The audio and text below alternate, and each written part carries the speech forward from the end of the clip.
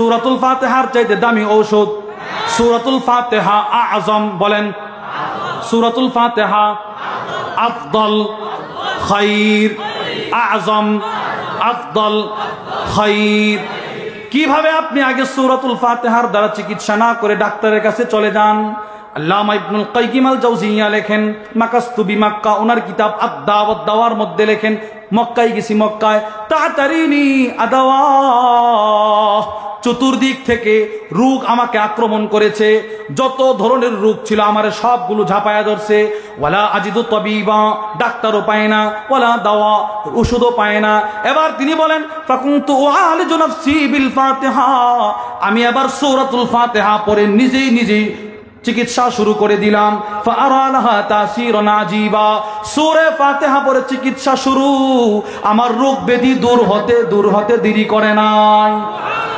তাহলে সূরা ফাতিহার চাইতে দামি ঔষধ নাই? দামি ঔষধ বলেন, দামি ঔষধ। তাহলে সর্বপ্রথম অসুস্থ হলে কি করবেন? আচ্ছা, এখন থেকে অসুস্থ হলে ডাক্তারের কাছে আমি জানি, আমি বললেও যাবেন না বললেও যাবেন।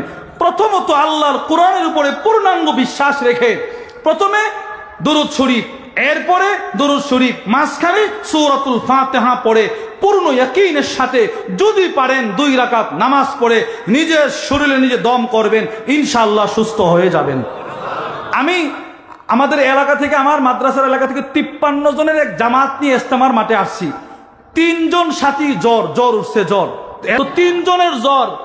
আমি বললাম ভাই চিকিৎসা করবেন করেন, আমি আপনাকে একটা হাদিস শোনায় দিই, এই হাদিসটা বলে বললাম আপনি সূরাতুল ফাতিহাটা পড়বেন, আগে দুরূদ পড়বেন, পরে দুরূদ পড়বেন, নামাজে বিছানায় বসে পড়েন, আল্লাহ পাক সুস্থ করতে পারে।